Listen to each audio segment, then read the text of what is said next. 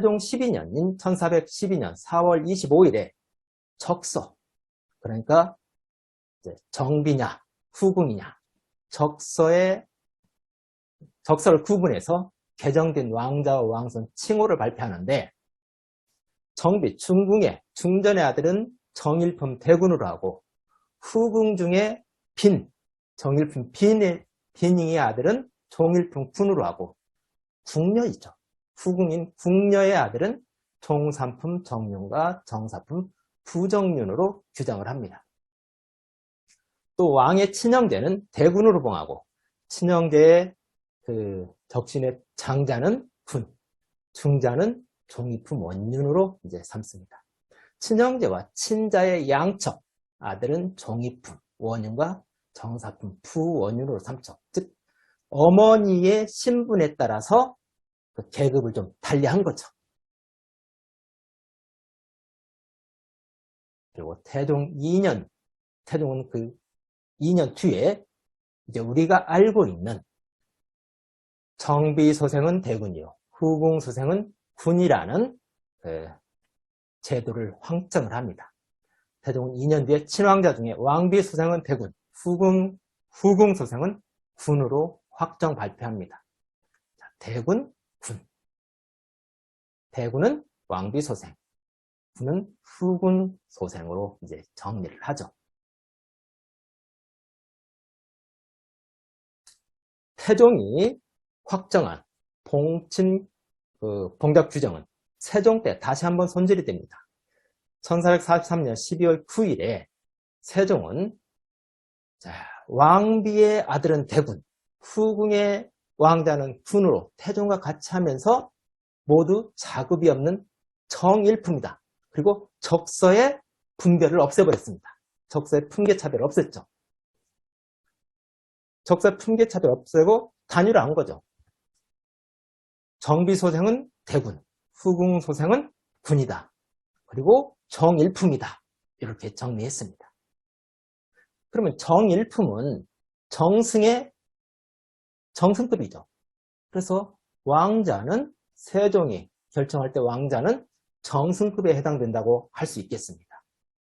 그런데 조선의 헌법인 경국대전, 세종 때부터 조선 전기부터 계속 각종 제도들이, 법률들이 손질되다가 성종 때 이제 반포가 되죠. 그게 경국대전인데, 경국대전에는 왕자와 공주, 옹주의 품계가 무품계로 나옵니다. 즉 정승을 뛰어넘는 초월적인 존재로 이제 인정이 되는 거죠.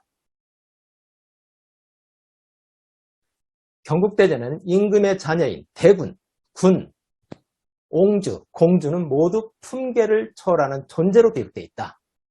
품계는 관리의 지위, 구분하는 위계, 등급이죠. 조선에서 무품계는 따라서 임금 부부, 왕과 왕비, 왕의 어머니, 대비죠. 그리고 왕의 자녀인 대군, 군, 공주, 옹주입니다. 이것을 그림으로 도표를 하면은 왕과 왕비가 무품계고, 왕의 어머니, 대비도 무품계고, 왕의 자녀도 무품계다. 이에 비해 신하 중에 가장 높은 정승은 정일품이다. 이에 따라서 노열 패밀리와 신하와의 관계는 이미 같을 수가 없고 차이가 난다는 것을 확실히 해놓은 거죠.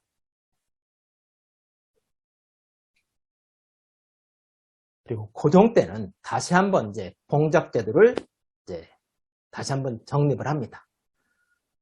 1869년 1월 24일에 종친봉작 연령이 딱 규정이 되는데, 대군과 왕자군은 7살, 적왕손과 왕손은 10살, 그리고 공주와 옹주는 7살, 군주와 현주는 10살로 봉작 연령을 아예 딱 못 박아놨습니다.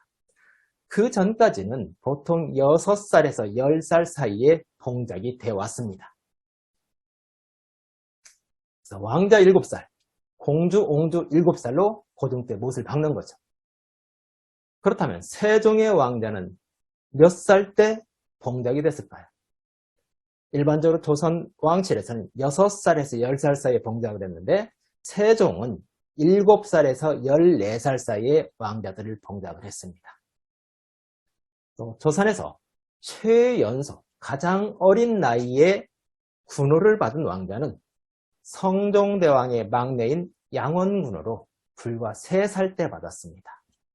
또 숙종의 아들인 연령군은 5살에 받죠. 이때 연령군의 어머니 명빈박씨가 숨졌기 때문에 상주가 필요하다 해서 5살 아들에게 군호를 줍니다. 자, 그렇다면 이 같은 군호에 왜 이렇게 신경을 쓸까? 군호를 받으면 무엇인가 달라지는 게 있기 때문에 이렇게 군호에 신경을 썼겠죠. 우리 군대 갔다 온 사람들 흔히 말하죠. 자, 대령에서 장군이 되면 뭐 몇십 가지가 달라진다. 이것처럼 그냥 왕자로 있는 것과 군호를 받은 왕자에게는 큰 차이가 발생을 합니다. 속대전에 의하면은, 자, 우선 그 전에, 자, 왕자 군호는 임금의 교지와 함께 내리는 거죠. 교지와 이 군호를 받는다는 것은 벼슬을 얻는다는 거예요. 그렇게 벼슬을 얻으면 봉작 교지를 받죠. 그럼 벼슬을 살이라 하면 월급을 받겠죠. 그래서 봉작 교지를 받으면서 녹봉과 면세토지인 전결, 그리고 호주와 선해청으로서 공무를 받게 됩니다.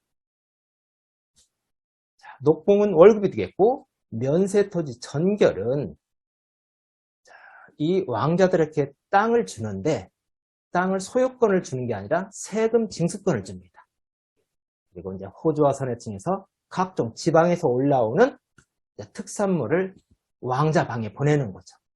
군호를 받으면 이 왕자방이 만들어지면서 그 이제 경제적인 자립 공동체가 되는 것이죠. 그 전까지는 경제 주체가 아니었죠. 단지 왕자일 뿐이었죠. 자, 군호는 독립각으로 인정되는 생활경제 주체가 되는 것이다. 자, 속대전에 의하면 왕자로 봉작이 되면서 독립생활하죠.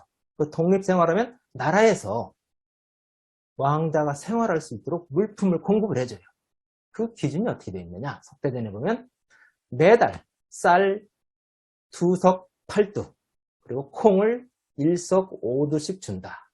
그리고 전결, 소유권이 아니라 세금 징수권 있는 토지를 대구는 850개를 주고 군은 800개를 준다고 되어 있습니다. 이렇게 되면 생활이 넉넉해지는 거죠. 그리고 각 지방에서 특산물들이 대궐로 올라오죠. 각 지방에서 올라오는 생필품이 임금과 왕비한테도 가는 것처럼 공주와 옹주, 왕자방에도 전달이 됩니다. 그래서 이렇게 올라온 왕자방에 올라온 그 곡물은 왕자방에 소속된 유무나 보모, 그리고 궁녀들에게도 지급이 되는 거죠. 그래서 이 물품이, 곡물이 임금방이나 왕비방에 가면은 이것을 진상품이라고 하고, 공주나 옹주, 왕자에게 가면 공상품이라고 합니다. 즉, 진상은 임금방에, 임금이나 왕비한테 가는 것이고, 공상은 왕자나 공주, 옹주한테 가는 것이다. 이렇게 말씀드립니다. 자, 이 같은 특혜가 있으니까 군호를 관심이 많이 있을 수밖에 없죠. 군호에 대해서. 이 같은 종친, 봉작 기준에 따라 태조 왕자들은 처음에 군을 받았죠. 그리고 정종 때 공으로 불리다 태종 1년에 태종의 형제들을 대군으로 진봉합니다. 진안군, 이강군, 휴안군, 덕안군은 대군으로 진봉하는데 1차 왕자은한 때 숨진 무안대군과 의안대군은 제외가 되죠. 다만 정도되는 한때 제1차 왕자한테 필요한 무안군과 왕세자 이방석은 진봉이 되지 않습니다. 그럼 언제 진봉이 되느냐? 무안군 이방번하고 왕세자 이방석은 태종 6년에 이제 공이라는 칭호를 줘요. 무안대군 이방번에게는 공순공, 그리고 왕세자였던 이방석에는 소도공이라고 해서 몇백 년 동안 이 왕자들은 공순공과 소도공으로 불리다가 숙종 때 돼가지고 대군으로 진봉이 됩니다. 숙종 6년인 1630년에 무안대군과 의안대군으로 각각 추증이 됩니다. 그래서 처음에는 무안대군은 공순공이었다가 숙종 때 무안대군이고, 그리고 왕세자 이방석은 태종 때 소도공이었다가 숙종 때 의안대군으로 돼서 결국에는 태조의 왕자 8왕자 중에 정종과 태종을 제외한 6왕자는 모두 대군으로 진봉이 됩니다. 그런데 이제 정종이 왕이 될 때는 영안군 상태에 있었죠. 그리고 태종은 왕이 될 때 정안공 상태였죠. 그래서 왕자의 그때 당시는 대군 봉잡 대상이 아니었죠. 나중에 태종이 왕이 된 뒤 대군 봉잡 대상이 됐지만 대군이 왕보다 높을 수가 없죠. 그래서 이미 왕이 됐기 때문에 대군으로 봉잡할 의미가 없었던 것이죠. 즉 정종과 태종은 대군 작호, 소급 대상이 아니었던 겁니다. 왕보다 더 높은 존재는 없기 때문이죠. 다시 한번 정리를 합니다. 왕의 적자를 대군으로 봉하는 제도는 태종 때 실시돼서 세종 때 완성이 됐고, 정종과 태종은 종침, 봉잡 기준에 따라 다른 태조 왕자들처럼 처음에는 군이 되었다가 또 공으로 불렸다가 왕이 됐다. 결론입니다. 정종 이방관은 왕자 시절에 영안대군이 아닌 영안군이었습니다. 태종 이방원은 왕자 시절에 정안대군이 아닌 정안군이었습니다. 따라서 태종 이방원에게 정안대군이라고 부르면 대답하지 않을 것입니다. 지금까지 태종 이방원의 군호에 대해서 말씀을 드렸습니다. 다음 시간에는 아주 흥미로운 이야기, 세종대왕이 4년간 부부관계, 성생활을 포기한 사연을 말씀드리겠습니다. 감사합니다.